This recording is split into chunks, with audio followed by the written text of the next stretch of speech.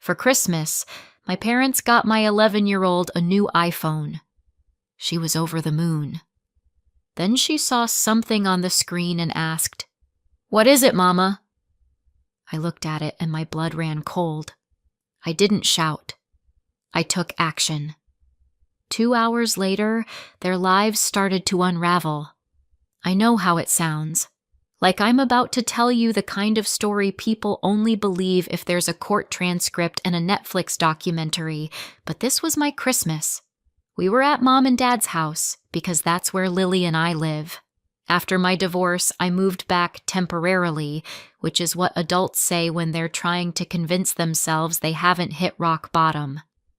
Lily and I have the upstairs bedroom, my childhood home, now featuring my child and my pride, both crammed into the same space. Christmas morning looked like every other Christmas morning in that house. Tree lights blinking like they were trying to hypnotize everyone into behaving, wrapping paper stacked like snowdrifts, cinnamon candles burning so aggressively it smelled like a bakery exploded. Brenda was there early, of course. My sister doesn't arrive anywhere. She makes an entrance. She came in carrying gift bags like Santa's favorite intern, and her 12-year-old son Ryan trailing behind her with that easy confidence boys have when the world has spent years assuring them they're the main character. Ryan is the golden grandchild. If Mom and Dad had a family crest, it would just be his face. Lily knows that. She doesn't say it out loud. She doesn't have to. She's learned the same trick I learned. Smile, stay small, be good, and maybe, someone will finally look at you like you matter. Lily had on her Christmas pajamas and the careful smile she saves for moments when she doesn't want to get her hopes up. She sat on the carpet with her hands in her lap, waiting her turn like she was in line at the DMV, not Christmas morning. Ryan, meanwhile, was already tearing through presents like he was speedrunning joy. New sneakers, a gaming headset, something electronic that made Dad do that proud laugh like Ryan had personally cured disease. Lily clapped politely at all of it. She actually clapped. My kid has better manners than most adults I know. And then Mom said, in that bright, performative voice she uses when she wants credit, "Okay, this one is for Lily." I almost missed it because I was busy watching Ryan get another box and watching my daughter pretend it didn't sting. Mom slid a rectangular package across the carpet. I saw the shape. I saw the way Lily's eyes widened before she tried to tame them back into polite. I saw her glance at me, quick, nervous, like she needed permission to believe. Is this really for me?" she asked, soft. Mom smiled. Dad nodded once. Brenda's mouth twitched at the corner like she was watching a punchline she already knew. Lily peeled back the paper slowly, like she was afraid if she moved too fast the gift would evaporate into socks. And there it was. An iPhone box. Not the newest model, not the kind influencers unbox with manicured nails and ring lights, but still, an iPhone. A real one. The kind of gift Ryan would get without anyone blinking. Lily stared at it like it was proof of something she'd been trying to earn all year. "Oh my gosh," she whispered. She looked up at Mom, then Dad, then me, like she was taking attendance. Like she needed to make sure everyone saw her being chosen. "Thank you," she said immediately. Because that's who she is. Because she's learned the right words make adults less likely to change their minds. Mom watched Lily's face closely, like she was waiting for a bigger reaction. Dad watched too, quiet and heavy. Brenda leaned back, arms folded, calm as anything. Ryan smirked at the tree. Lily held the box with both hands and hugged it to her chest. She didn't even open it right away. She just held it. And my heart did this stupid thing where it jumped up and said, maybe. Maybe this is different. Maybe this year is different. Because I'm apparently the kind of person who will touch a hot stove twice just to confirm it's still hot. Mom cleared her throat. We thought it was time she had something nice. For safety. So she can call you if she needs to. Yeah, Dad added. He always sounded like he was reading from a script he didn't agree with. Kids need phones these days. Brenda nodded like she'd personally authored Modern Parenting. Lily kept smiling. She kept looking at the box like it was love wrapped in cardboard. We didn't fully open it there. Not really.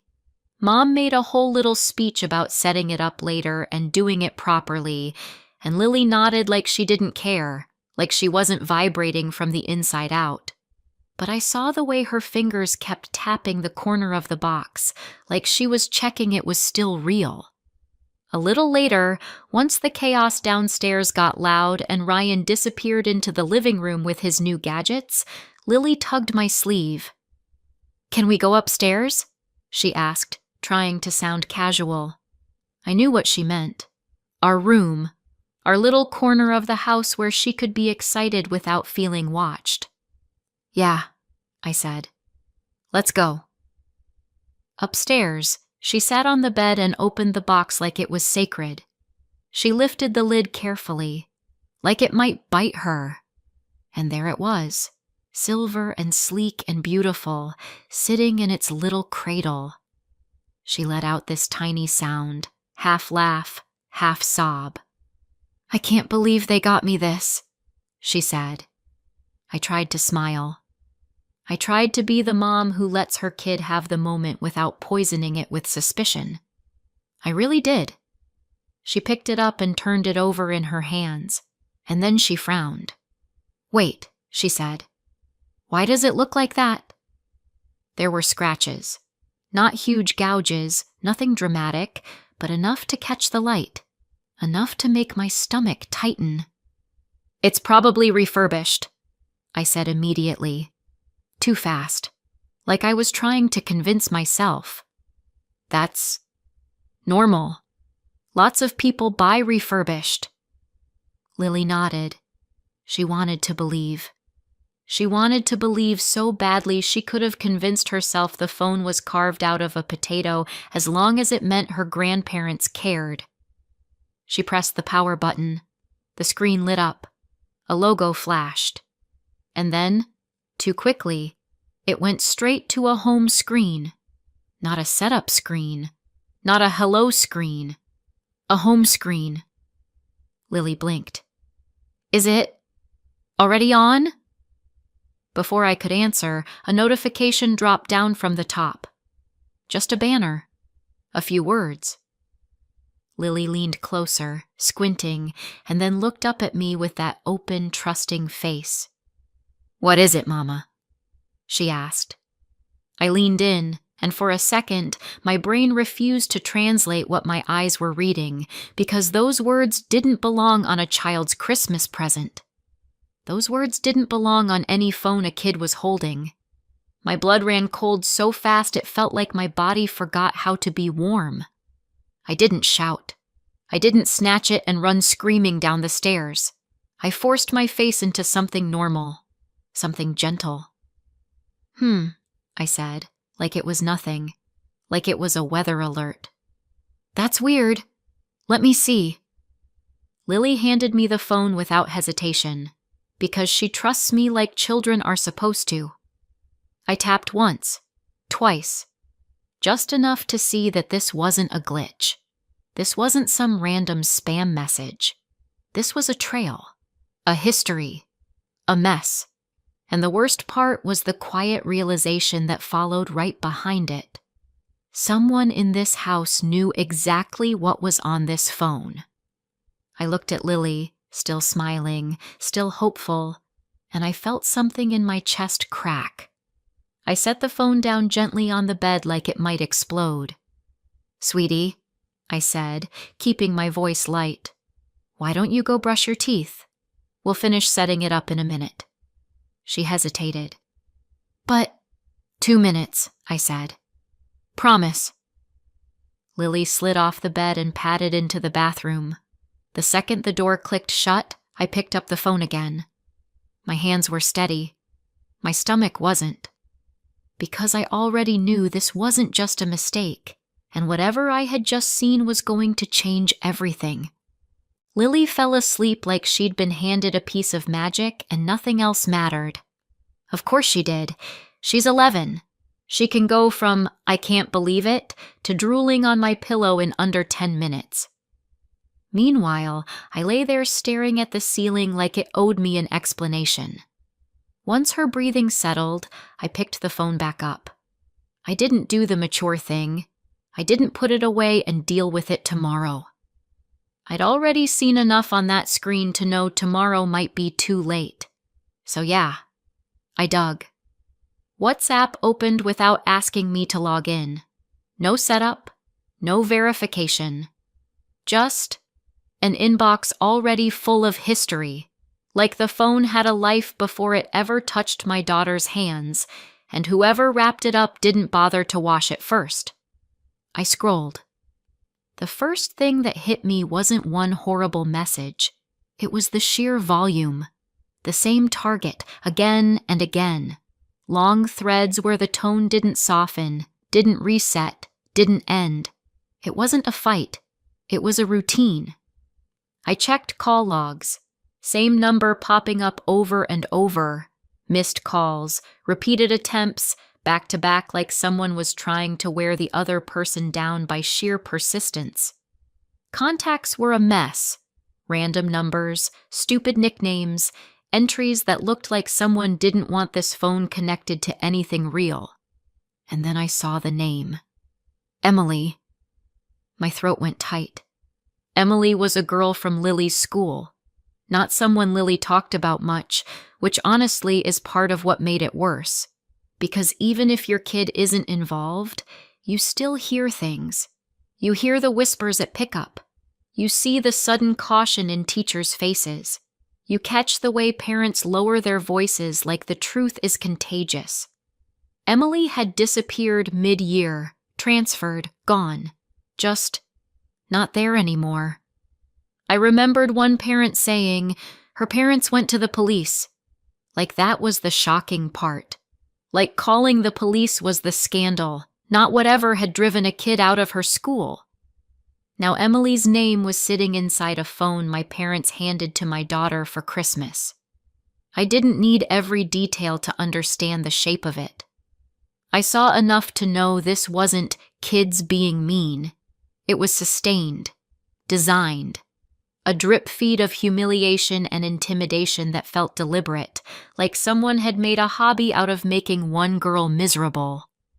I clicked into media and immediately regretted having thumbs. There were images saved in there. I caught a glimpse, angle, context, the kind of wrong you don't have to study to understand, and I backed out so fast my hand slipped. No, I wasn't doing that to myself. And I wasn't letting that sit in Lily's orbit for one more second than necessary. I set the phone down and stared at it like it might start buzzing again, like it might crawl across the dresser and keep doing what it had been doing. Okay, so, how did this end up in my kids' hands? My brain offered the easiest answer first, because brains love denial. It's their favorite hobby. Maybe it was Ryan's old phone. That part actually made sense. Ryan is the golden grandchild. He gets upgrades like other kids get haircuts. A new phone for him wouldn't be special. It would be expected. And if he'd kept an old one as a spare, well, kids do dumb things with spare devices, especially kids who think rules are for other people. Maybe mom and dad just re-gifted it. Cheap, lazy, thoughtless. But not malicious, and I could almost handle thoughtless. Thoughtless is familiar, because none of this was happening in a vacuum. Nothing in my family ever does. Brenda has been the chosen one for as long as I can remember. Mom and Dad never sat me down and announced it like a villain speech. They didn't have to. In that house, love has always had a direction, and it rarely pointed at me. When Brenda had Ryan, the favoritism didn't vanish. It just updated. Ryan became the center of gravity. Everything he did was boys being boys. He's just spirited. He's got so much potential. Mistakes got brushed off. Attitude got reframed as confidence. Trouble got softened into misunderstandings. Lily, my Lily, learned the opposite lesson. Be polite. Be grateful. Don't make noise. Try harder. She claps for Ryan's gifts like she's at an awards show. She says thank you for practical presents with the same careful smile every year. She gets straight A's like she's applying for approval. And when she helps clear plates without being asked, she watches Mom and Dad's faces like she's waiting for the moment they finally decide she matters too. I hate that I recognize it so well, because I used to do it. That's why that iPhone box hit her like a miracle. That's why she hugged it to her chest like it was proof of something.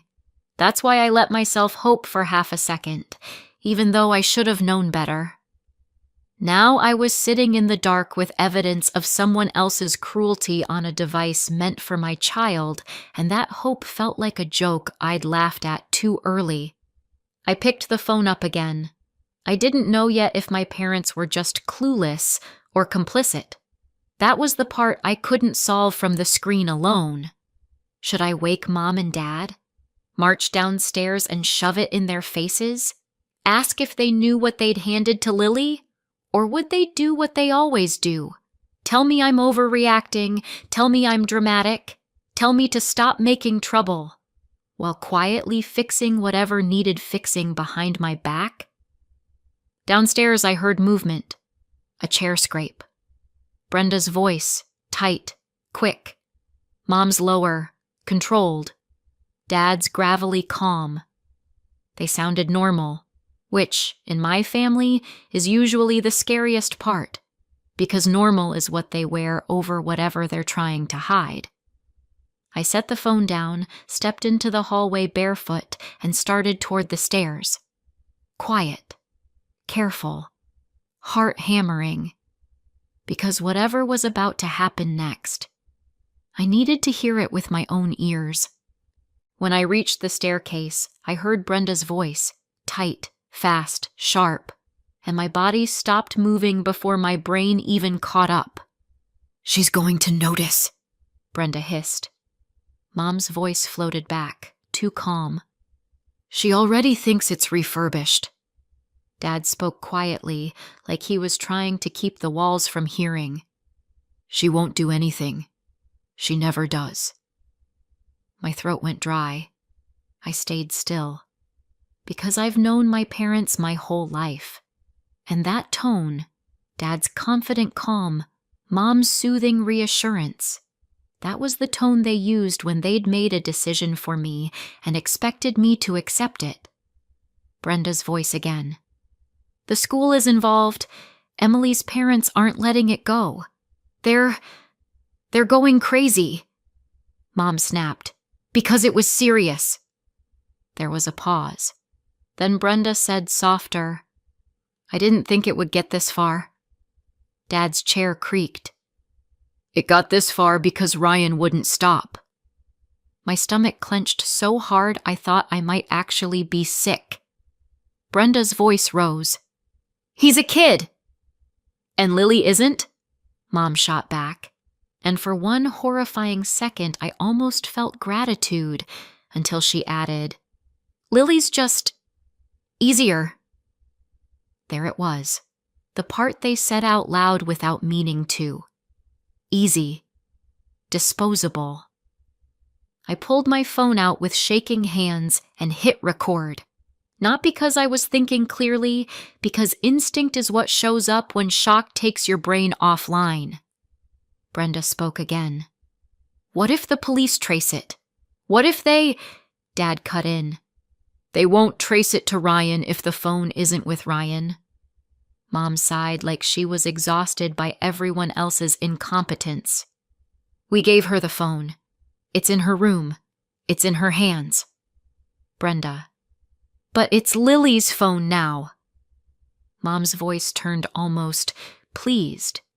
Exactly. Brenda exhaled hard. Kate is going to freak out. Dad's reply was flat. Kate's always dramatic. My hand tightened around my phone so hard my knuckles ached. Brenda said, And Lily...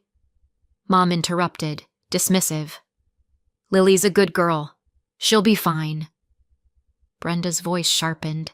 Kate thinks her daughter is perfect. Dad chuckled, low and mean. Well, maybe this will knock her down a peg. Brenda laughed, just a little. And something inside me went perfectly, terrifyingly still. Because this wasn't just them trying to protect Ryan. This was them choosing Lily as the fall guy. Because Lily was easy. Because Kate was dramatic. Because Ryan mattered. I backed away from the stairs as quietly as I could, my phone still recording until I got back to the bedroom and shut the door. My hands were shaking so badly I could barely hit stop. I played it back once, just enough to confirm it wasn't my imagination. It wasn't. I sat on the edge of the bed and stared at the phone like it was radioactive. Lily walked in, hair damp from the bathroom, toothbrush in hand. Can I have it now? She asked, grinning. I forced my face into calm, into normal. Yeah, I said. But first, listen to me, okay? Her smile faltered. What? We're going to go out for a bit, I said, light, casual, like I hadn't just heard my family volunteer my child as collateral damage. A little surprise visit. A surprise? She perked up immediately. Kids love surprises. Adults fear them. Yeah, I said. Go put on shoes and grab your jacket. She ran to the closet. I packed fast, quiet, controlled. Not like I was going on vacation. Like I was evacuating. A couple outfits. Lily's toothbrush. My wallet. Chargers. The phone. Both phones. The iPhone and mine. I texted my friend Sandra with one thumb. Me. Can we come over? Like, now. Sandra. Yes. What's wrong? Me. I'll explain when I get there. I stared at that yes like it was a lifeline. Lily bounced back over. Okay, where are we going? I lifted my bag onto my shoulder and opened the door. Downstairs, I could hear Mom laughing again, Christmas music still playing, like this house wasn't full of people plotting to ruin my kid's life. Lily skipped ahead of me down the stairs. Mom looked up. Where are you going? Just out for a bit, I said, and my voice didn't shake. Sleepover. Mom's smile tightened. A sleepover? On Christmas? Yeah, I said. Lily's excited. Lily nodded enthusiastically. Sleepover! Dad's eyes narrowed slightly, like he could sense something slipping out of his grip. Brenda watched me too closely. Ryan shuffled into the room behind her, rubbing sleep from his eyes. He looked at the bag, then at me, and smirked. I didn't look away. I didn't say a word. Because I had his Christmas present upstairs, and it wasn't a phone. It was consequences. We walked out the front door. Cold air hit my face like a slap. Lily tugged my hand. Mama? Yeah, baby? Did I do something wrong? She asked, small. My heart broke cleanly in half. No, I said, instantly. No, you didn't. Not ever. She searched my face, trying to understand. I squeezed her hand. I promise. And I drove us straight to Sandra's house, knowing that the second I closed that door behind Lily, I was going to set something in motion that Mom, Dad, and Brenda would never be able to put back in the box. Sandra opened her door before I even knocked all the way, like she'd been standing there waiting. One look at my face and she didn't ask questions. She just stepped aside. Come in, she said softly. Lily ran past us, instantly distracted by Sandra's dog and the promise of snacks. Bless children and their ability to pivot. Sandra guided Lily into the living room. Hot chocolate? Yes, Lily chirped, like we were having the best Christmas adventure ever. I followed Sandra into the kitchen. What happened? She asked. I set the bag down. I set the phone down. My hands finally started to tremble now that Lily wasn't watching. Sandra's eyes flicked to the phone. Kate! I overheard them, I said. They gave Lily a phone on purpose, not as a gift, as a dumpster. Sandra's mouth tightened. Your sister? And Mom and Dad, I said. My voice went flat. All of them. I took a breath, forced myself back into control. I need Lily safe here, I said. Just a few days. Of course, Sandra said immediately. As long as you need. Lily's laughter drifted from the living room. I swallowed hard. Don't tell her anything, I said. Not details. She shouldn't have to carry this. Sandra nodded. Go do what you need to do. I left Lily with Sandra, told her I'd be right back, kissed her forehead, and walked out before I changed my mind. In the car, I didn't cry. Crying is what you do when you have time. I didn't have time. I drove straight to the station. The roads were quiet in that strange holiday way, like the world was pretending nothing bad ever happens on Christmas. My hands stayed steady on the wheel, but my chest felt tight, like I was holding my breath without realizing it. Inside, everything was fluorescent and calm and painfully normal. I told them what I needed to tell them, that the phone had been given to my daughter as a gift, that it hadn't been reset, that it contained messages and calls that didn't belong anywhere near a child, that I had overheard a conversation and recorded it. I slid the phone across the counter, then my own. I think this is connected to a case involving a girl named Emily, I said. Her parents already went to the police. This phone, I think it's part of that. The officer didn't gasp. He didn't frown dramatically.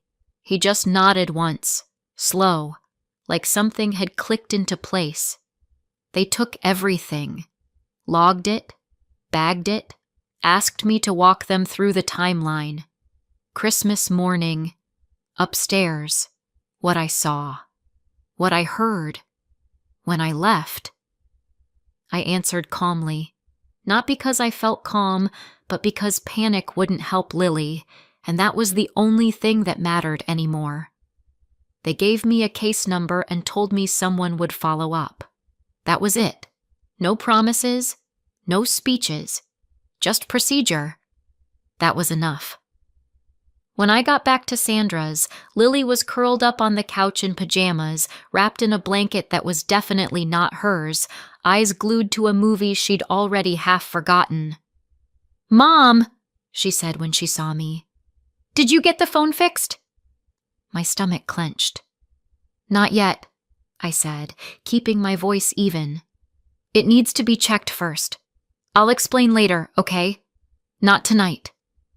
She frowned for a second, then shrugged. "Okay," and turned back to the screen. Kids are like that. They trust you to hold the heavy things so they don't have to. I sat down beside her and tried to breathe like a normal person. My phone buzzed in my pocket. I ignored it. It buzzed again. Then again. I already knew who it was. When I finally looked, there were missed calls stacked on top of each other, from Mom, from Dad, from Brenda. Then the phone rang again.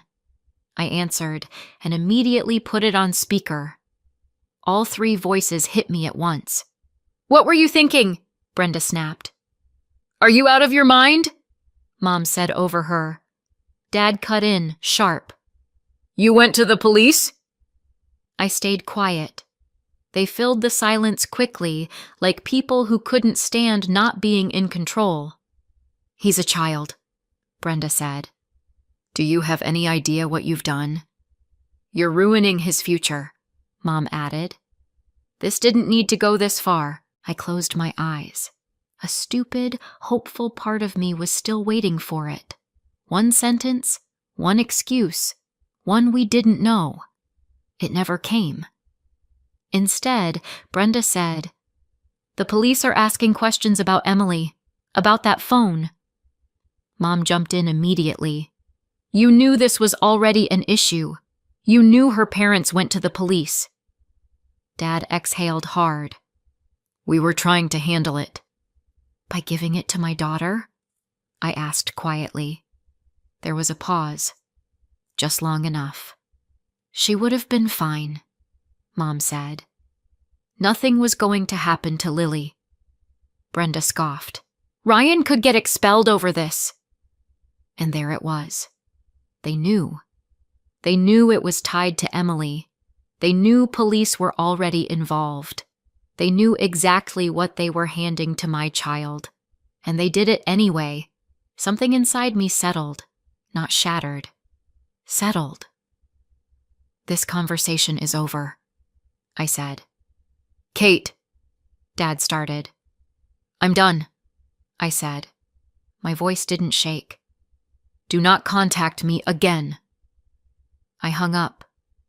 Lily laughed at something on the screen, completely unaware of the moment my family ceased to exist as a safe place. The confusion was gone. So was the hope. What was left was clarity.